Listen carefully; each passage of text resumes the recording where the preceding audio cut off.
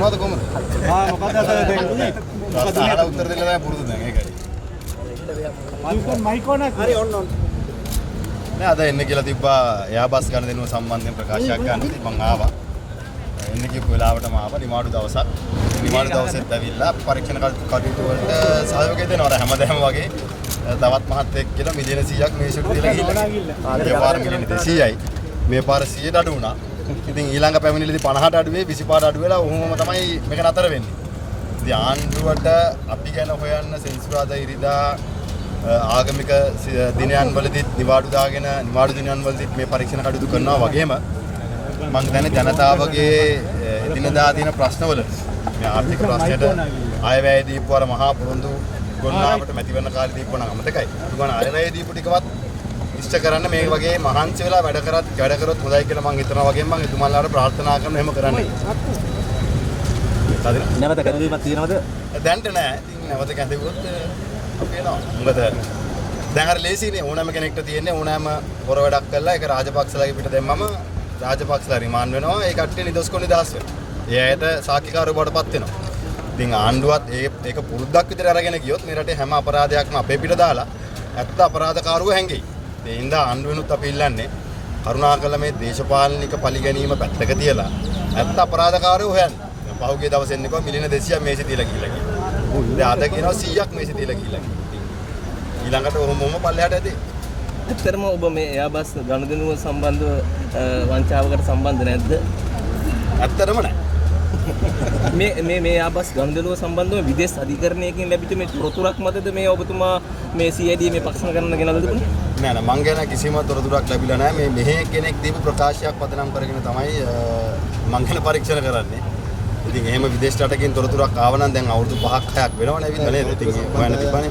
මේ ඇතරම දැන් මේ ක්‍රිස් නඩුවේදී ඇත්තම ඔබතුමා කිව්වා මේ වරකමක් කරලා නැහැ ඔබ නිර්දෝෂී කියලා. නමුත් අපි දැක්කා නීතිපති දෙපාර්තමේන්තුව විසින් අධිතෝජනා ඉදිරිපත් කර තිබුණා.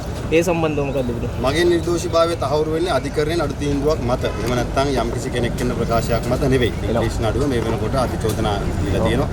අපි ඒක වාරගෙන තියෙනවා. ඉතින් අපි අධිකරණයේදී අපේ නිර්දෝෂීභාවය අපි ඔප්පු කරනවා. ඒක ඒ වැනි දේශපාලන නඩු ගොඩාක් මේ රටේ තියෙනවා. ඇත්තටම දැන් මේ අධිචෝදනා මේක නීතිපති දෙපාර්තමේන්තුව ඉදිරිපත් කරන්නේ මේ වංචාවක් වරකමක් වෙලා තියෙනවා නන්නේ. අධිකරණ නීතිපති දෙපාර්තමේන්තුවෙන් ඉදිරිපත් කරපු බොහෝ අධිචෝදනා බහුතරයක් නිදොස්කො නිදහස් වෙලා තිනවා. මෙවැනිම අධිචෝදනාවක් පහුගිය කාල සීමාව තුළ අරගලයේ වෙලාවෙත් මම අවුරුදු 7ක් උසාවියේ ගිහිල්ලා අධිකරණ නිදොස්කො නිදහස් වුණා. ඉතින් නීතිපතිවරයා තමන්ගේ වක්කීම ඉටු කරනවා. අපි අපේ නිර්දෝෂීභාවය අධිකරණය ඔප්පු කරනවා. ඒක තමයි විය යුත්තේ. එහෙම නැත්නම් නීතිපතිවරයාව ජනාධිපතිවරයා ගෙන්නලා වාඩි කරලා උපදෙස් දෙන එක නෙවෙයි විය යුත්තේ. දැන් මේ හොරකම් කරන්නේවට දැන් ඔබතුමාලා මේ දැන් CID එකට කැඳවනවා. ඔබතුමා හිතන්නේ මේ දේශපාලන පරිගැනීමක් කියලාද මේක? ආණ්ඩුව මේ අහන ප්‍රශ්න දිහා බැලුවම පරීක්ෂණ කටයුතු වල එන්න කියලා පැහැදිලිව පේනවා යම් හස්තයක් තියෙනවා. දැන් ඉතින් මොකටද ගෙන්නලා තියෙන්නේ මේ ගොම් ප්‍රශ්න අහන්නේ විමර්ශන කටයුත්තක් මොකටද ගෙන්නලා තියෙන්නේ?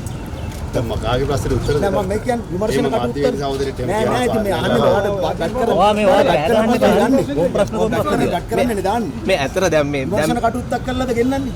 නෑ මට එන්න කියලා තියෙනවා මම ආවා. ඉතින් විමර්ශන කටයුත්තක් කළානේ ගෙන්නලා තියෙන්නේ. විමර්ශන කටයුත්තක් යනවා. ඔව්. යනවා ඒක යනවා. ඒ සීමල ඇත්තෙම නෑ. ඒ පිළිබඳව අධිකරණයේදී අපි බලාගමු. අධිකරණයට දැම්මොත්.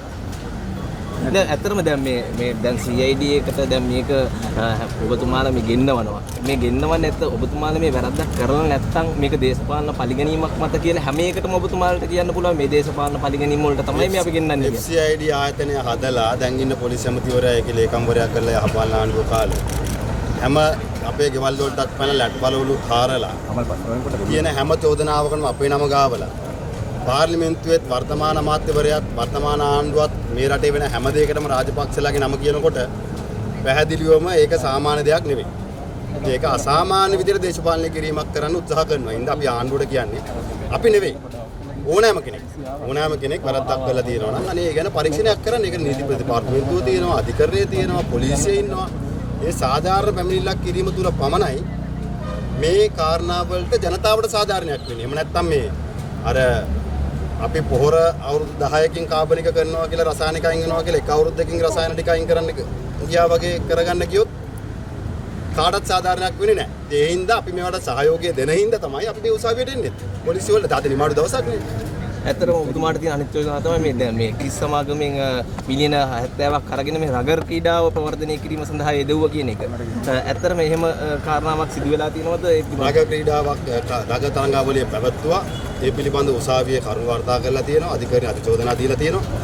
ඒ ඔබතුමාගේ උත්තරේ තව නොබෝධනකින් ලැබෙනවා. ඒක සාවද්‍ය පරිහරණය කරා කියන එක තමයි ඒ ප්‍රශ්නෙට උත්තරේ අධිකරණය ලැබෙනවා. අධිකරණයේ පවතින අධිචෝදනා ලැබුණු අඩු තීන්දුවක් පිළිබඳව අපි සාකච්ඡා කිරීම හොඳ නැහැ. අද පැය කීයක් ඔබතුමාගෙන් කටයුතු ලබා ගත්තද සියදී? 5ක් විතර. මදිද? ආයෙ එන්න නේද? එන්නුනත් වෙනවා. ඒ පැය පරීක්ෂණ සඳහා ගෙන්නුවේ ඔබතුමාව ගෙන්නකොට CID එක විමර්ශනයක් කරලා නෙමෙයිද ගෙන්නලා තියෙන්නේ කියන එකද ඔය කියන්නේ? මම CID එකෙන් අහන ප්‍රශ්න වලට උත්තර දෙනවා මිසක් මම CID එකෙන් ප්‍රශ්න අහන්න බැඳිලා නැහැ. මේ CID එකේ මාතෘ මගෙන් ප්‍රශ්න ඇහුවා මම ඒකට උත්තර දුන්නා. මට chance එකක් හම්බෙන්නේ නැහැ CID එකේ ප්‍රශ්න අහන්න.